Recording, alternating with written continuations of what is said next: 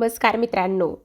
बाई तुझा आशीर्वाद मालिकेच्या आजच्या जबरदस्त भागामध्ये आपल्याला असं पाहायला मिळतंय की आता इकडे अवनी ही कॉलेजला जायला निघालेली असते आणि तेव्हा इथे आता सगळेजण अवनीला सोडवायला जायला तयार झालेले असतात.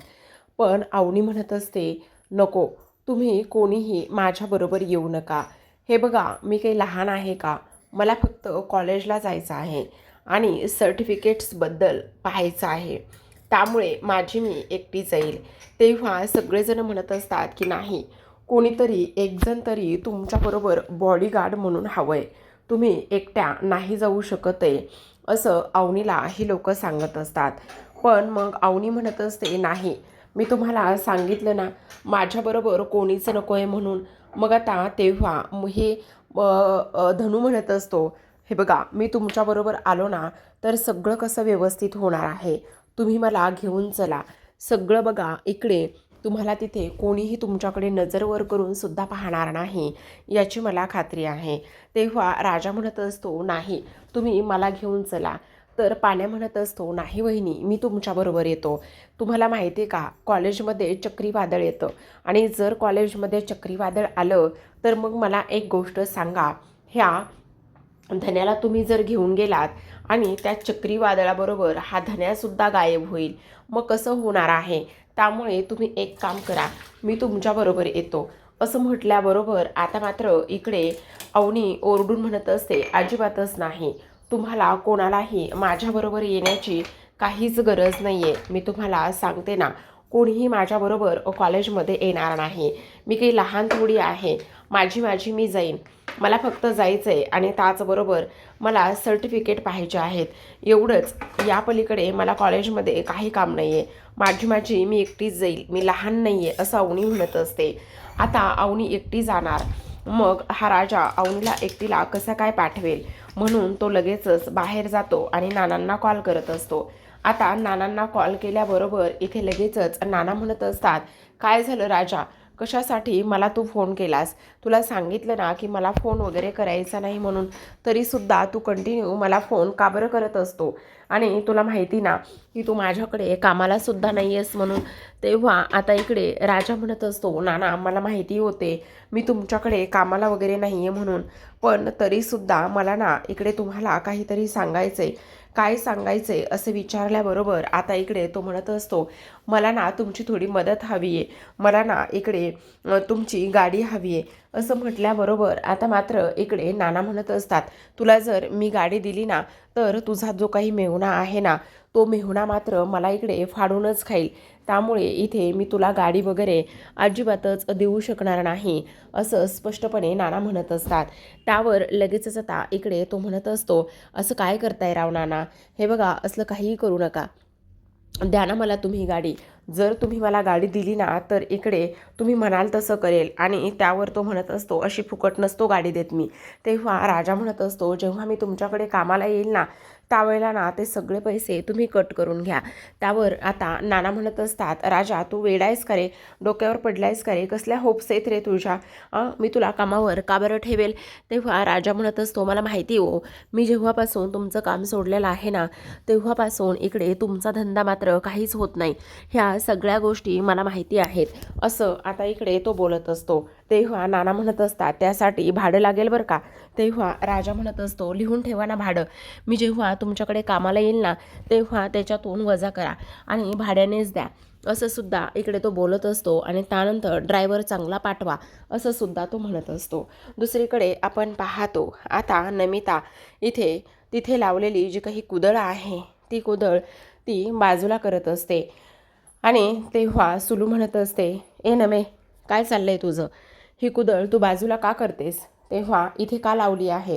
तुला पण माहिती आहे इथे ही कुदळ का लावली आहे, ही गोष्ट तुला माहिती नाही आहे का?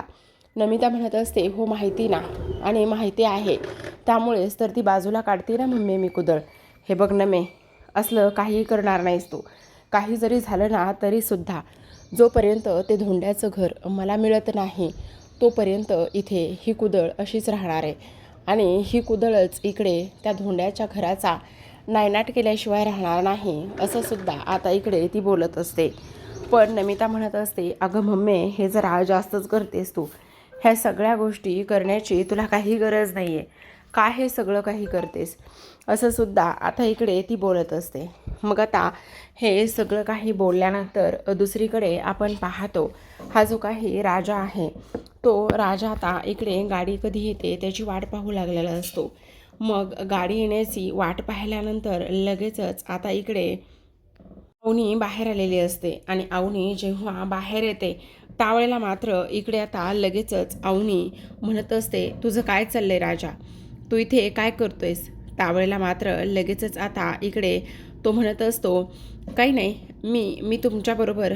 काय, तू माझ्याबरोबर येणार आहेस, कशासाठी. हे बघ, असलं काहीही नाही हां, मी अजिबातच तुला इथे सोबत घेऊन जाणार नाही, ही गोष्ट नीट ध्यानात ठेव. असं म्हटल्याबरोबर आता लगेचच इकडे ती म्हणत असते, हो, तू मला घेऊन जाणार नाहीस हे जरी खरं असलं ना तरीसुद्धा इथे मात्र एक गोष्ट ध्यानात ठेव की राजा म्हणत असतो, अहो कसं आहे ना, तुम्ही इथे एस टीनं, हे बघ मी एस टीनं जाईल माझी मी, आणि उशीर होईल रे, एस टी जर गेली तर मग काय करायचं.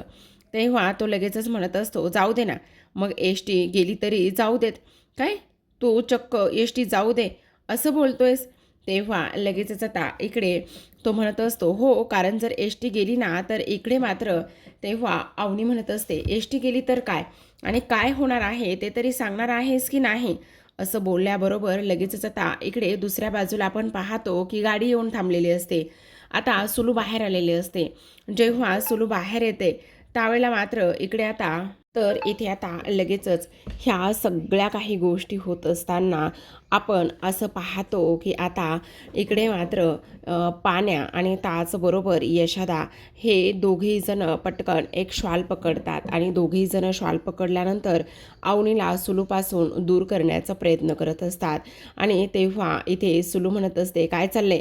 तेव्हा हा पाण्या म्हणत असतो, काही नाही, आमच्या वहिनीला तुझी नजर लागायला नको ना, आणि तुझी नजर लागायला नको म्हणून हे सगळं काही मी केलं आहे, बस एवढंच. असं बोलल्याबरोबर आता मात्र इकडे सुलू भडकते आणि म्हणत असते, पाण्या तू जरा आधीच शहाणपणा करतोयस, लय स्वतःला शहाणं समजतोयस का. तेव्हा पाण्या म्हणत असतो, हो, ते तर मी लहानपणापासूनच आहे, पण आमच्या वहिनीला मात्र इथे तुझ्यापासून आम्ही लपूनच ठेवणार आहोत.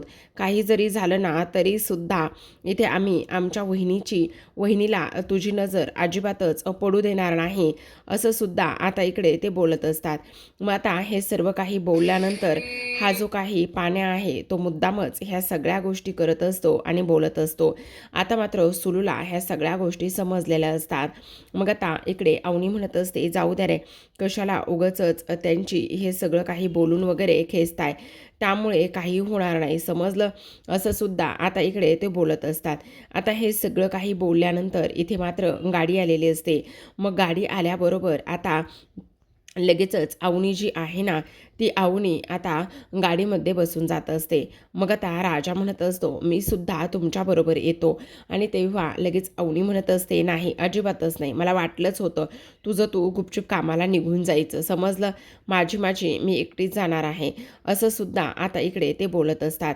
मग आता हे सर्व काही बोलल्यानंतर आपण पाहतो की इकडे लगेचच जी काही अवनी आहे ती अवनी मात्र आता निघालेली असते. आणि जेव्हा अवनी जायला लागते त्यावेळेला मात्र इकडे आता राजा तिला बाय करत असतो.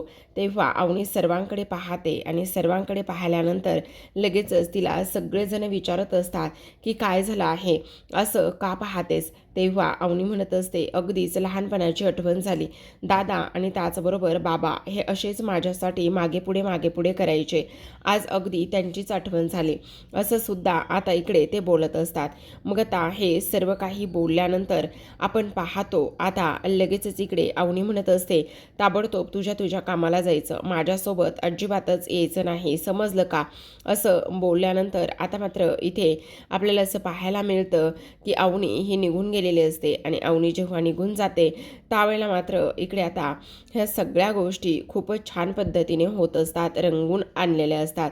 आता मात्र जेव्हा अवनी ही त्या कारमध्ये बसून जात असते तेव्हा अण्णा जे आहेत ना ते अण्णा मात्र इथे आता बाहेरच रस्त्यावर असतात आणि रस्त्यावरचे अण्णा हे अवनीला गाडीमध्ये जाताना पाहतात. तेव्हा लगेचच आता गाडीच्या समोर येऊन उभे राहतात आणि गाडीच्या समोर येऊन उभे राहिल्याबरोबर लगेचच आता गाडी थांबवलेली असते. मग अवनी म्हणत असते, अण्णा इथे काय करतायत हे? मग अण्णा लगेच म्हणत असतात, आमच्या सुनबाईला कुठे घेऊन चाललेला आहेस तू? तुझी हिंमत कशी झाली आमच्या सुनबाईला अशा पद्धतीने घेऊन जाण्याची? तेव्हा अवनी म्हणत असते, अहो अण्णा तुम्ही इथे काय करताय? तेव्हा अण्णा म्हणत असतात, तू कुठे निघालीस आणि एकटी कुठे चाललीस? तेव्हा लगेचच आता इकडे अवनी म्हणत असते, त्याचं काय आहे ना, मी ना इकडे कॉलेजला चालले आहे, मला ना ते सर्टिफिकेट्स मिळवायचे आहेत. तेव्हा अण्णा म्हणत असतात, त्या राजाला तर ना सोडलंच नाही पाहिजे, त्याची एकटीला पाठवण्याची हिंमत कशी झाली? थांब, आता तर मी इकडे त्याला सोडणारच नाही, असं सुद्धा आता इकडे ते बोलत असतात. मग आता इकडे अवनी म्हणत असते, नाही नाही, यामध्ये त्याची काही चूक नाही आहे. खरं तर तो इकडे येत होता, पण त्याला ना मीच येऊ दिलं नाही. मीच त्याला सांगितलं की तुझी इकडे येण्याची काही गरज नाही आहे म्हणून.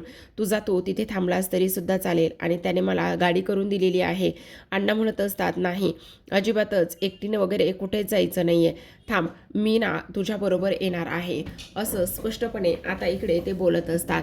मग आता हे सर्व काही बोलल्यानंतर आपण पाहतो की इकडे ड्रायव्हरकडून ते चावी काढून घेतात आणि तिथे समोर फळं असतात, ते फळं घेऊन येतात आणि ॲडव्हान्समध्ये एक चाकूसुद्धा ते इथे घेऊन आलेले असतात. मग आता चाकू घेऊन आल्यानंतर इथे मात्र आता अवनीला ते फळ कापून देण्याचा प्रयत्न करत असतात. पण अवनी म्हणत असते, नाही नाही, त्याची काहीच गरज नाही आहे, मला नको आहे, मी खाऊन आलेली आहे. त्याचबरोबर यशोदाने माझ्यासोबत डब्बासुद्धा दिलेला आहे, त्यामुळे मला मात्र काहीच नको आहे, असं अवनी स्पष्टपणे बोलत असते. आता मात्र इकडे अण्णा इथे ड्रायव्हर सीटच्या बाजूला बसलेले असतात आणि ड्रायव्हरला अशी गाडी चाल, तशी गाडी चाल, ह्या सगळ्या इन्स्ट्रक्शन्स देत असतात.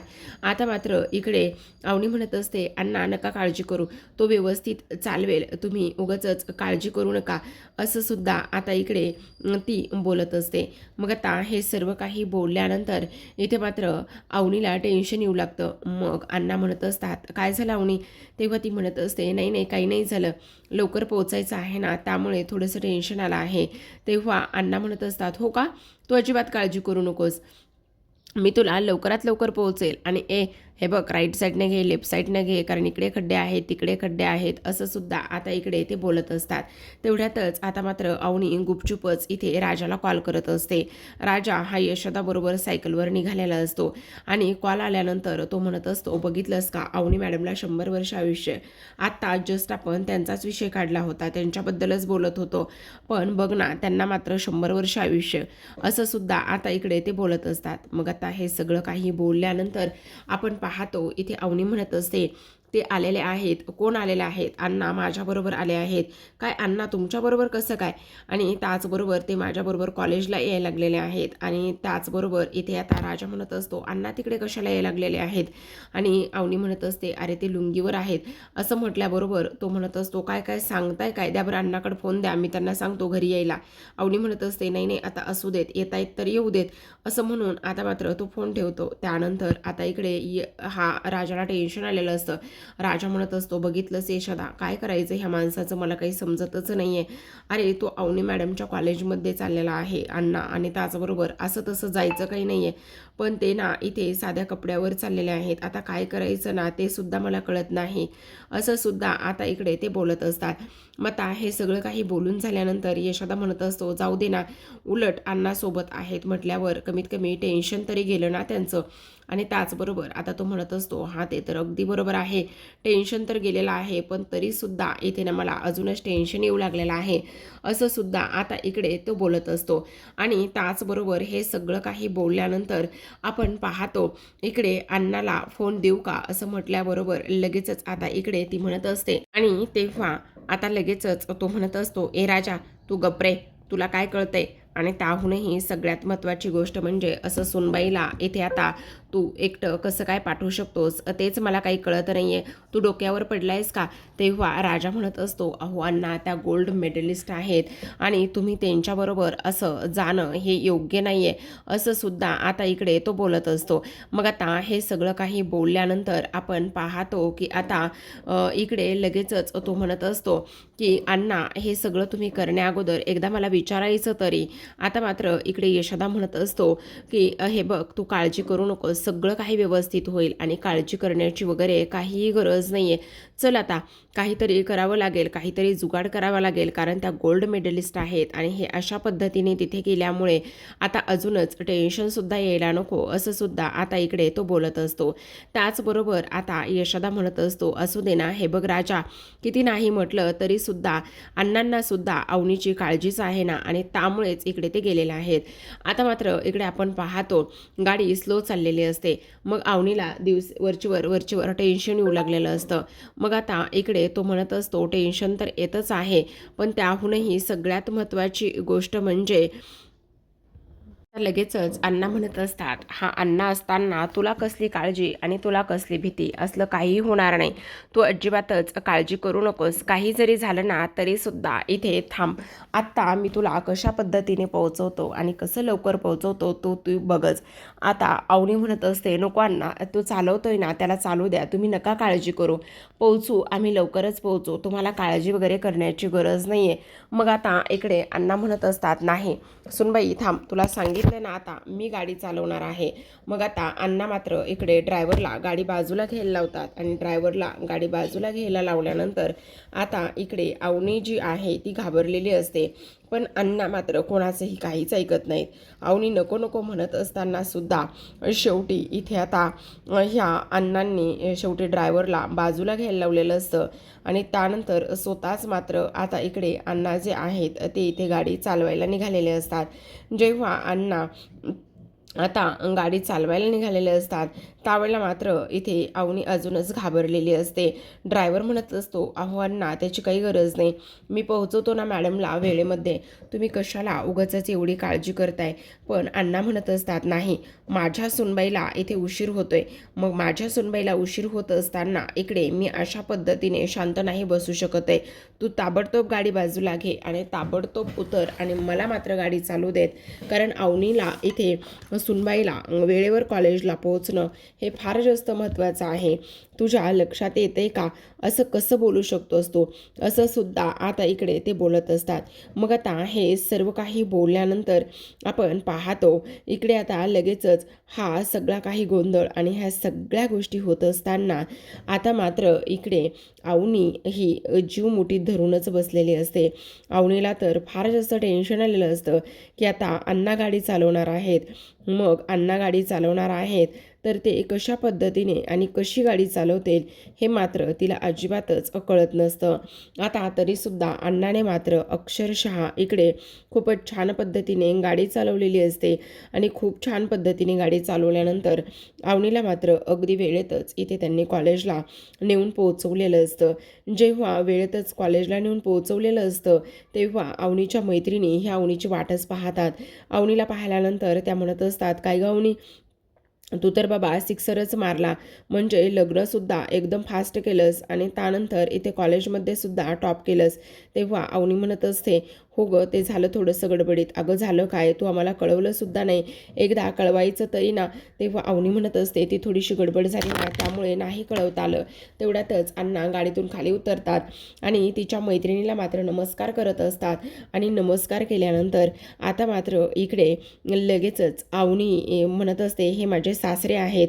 तेव्हा अण्णा म्हणत असतात, हो, मी ना इथे माझ्या सुनबाईचा सासरा आहे. मग आता इकडे ती मुलगी हसायला लागते आणि म्हणत असते, असं लुंगीवरती कोण कॉलेजला येतं, असं म्हटल्याबरोबर आता मात्र इकडे लगेचच अवनी म्हणत असते, अगं ते सासरे आहेत. मग अण्णा मात्र आता सगळं काही कॉलेज आणि ह्या सगळ्या गोष्टी निरखून पाहत असतात. जेव्हा अण्णा हे कॉलेज निरखून पाहतात तेव्हा अवनी म्हणत असते, काय झालं अण्णा, मी आता आतमध्ये जाते. तेव्हा अण्णा म्हणत असतात, तुला सांगू का अवनी, हे बघ, तिथला जो काही मेन रस्ता आहे ना, तो रस्ता ना जरा थोडासा मोठा पाहिजे, का कशामुळे मोठा पाहिजे असं म्हटल्याबरोबर आता इकडे अण्णा म्हणत असतात कारण ट्रक आला पाहिजे ना, आणि ट्रक येण्यासाठी आता तो रस्ता मोठा हवा आहे. ते अवनी म्हणत असते पण ट्रक इथे कॉलेजमध्ये कशाला येईल अण्णा? नाही नाही, असं कसं यायला पाहिजे ना, काहीतरी माल सामान वगैरे घेऊन हा ट्रक नक्कीच येऊ शकतो ना कॉलेजमध्ये, असं सुद्धा आता इकडे अण्णा बोलत असतात. मग आता हे सगळं काही झाल्यानंतर आपण पाहतो इकडे अण्णा म्हणत असतात तुझ्या प्रिन्सिपलला फोन लावून दे, मी प्रिन्सिपलशी बोलतो लवकरात लवकर तुझे डॉक्युमेंट्स देण्यासाठी. मग आता अवनी म्हणत असते नाही नाही, त्याची काही गरज नाही आहे, मी पटकन जाते आणि ताबडतोब येते, तुम्ही अजिबातच काळजी करू नका. असं म्हणून नक्की मी काळजी करू नको ना, नक्की तू जाशील ना, असं म्हटल्याबरोबर अवनी म्हणत असते हो मी नक्कीच जाईल. आता अवनी कॉलेजमध्ये आतमध्ये निघून गेलेली असते. तर आता आजच्या भागामध्ये एवढंच. उद्याचा भाग पाहायचा असेल तर नक्की चॅनलला सबस्क्राईब करा आणि उद्याचा भाग खूप एन्जॉय करा, कारण इथे कॉलेजमध्ये गेल्याची खबर इथे ना बहुतेक सुरुवात त्याने महेशला सांगितलेली असते. मग आता अवनीला झेरॉक्स काढायचे असतात, मग अवनी झेरॉक्स काढायला जाते पण महेश तिथंपर्यंत येऊन पोहोचलेला असतो. आता महेश तिथंपर्यंत येऊन पोहोचल्यानंतर आता मात्र इकडे लगेचच महेश अवनीच्या हाताला धरतो आणि म्हणत असतो काही गरज नाही आहे झेरॉक्स वगैरे काढायची, आत्ताच्या आत्ता घरी चल, तुला इथे ह्या माणसांसोबत जाण्याची काहीच गरज नाही, असं म्हणून तो अवनीचा हात पकडतो. आता अवनीचा हात पकडल्यानंतर अण्णा येतात आणि अण्णा आल्याबरोबर लगेचच इकडे म्हणत असतात की तिचा हात सोड, तुझी हिंमत कशी झाली माझ्या सुनेचा हात पकडण्याची, तुला सांगितलं ना हात सोड. मग आता इकडे दोघांमध्ये सुद्धा झटापट होते.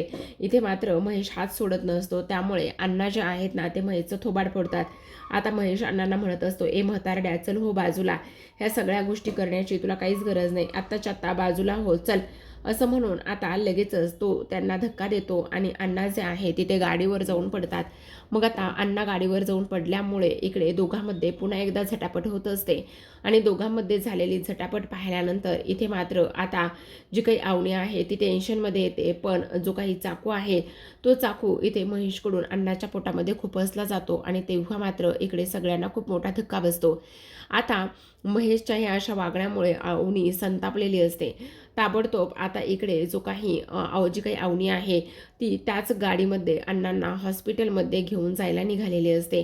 तर आता प्रेक्षकांनो अण्णा तर वाचतील पण ह्या महेशचं मात्र काय होईल हे पाहणं फार कमालीचं आणि तेवढंच इंटरेस्टिंग असणार आहे. तर पाहत राहा बाई तुझा आशीर्वाद. भेटूया उद्याच्या भागामध्ये, तोपर्यंत धन्यवाद.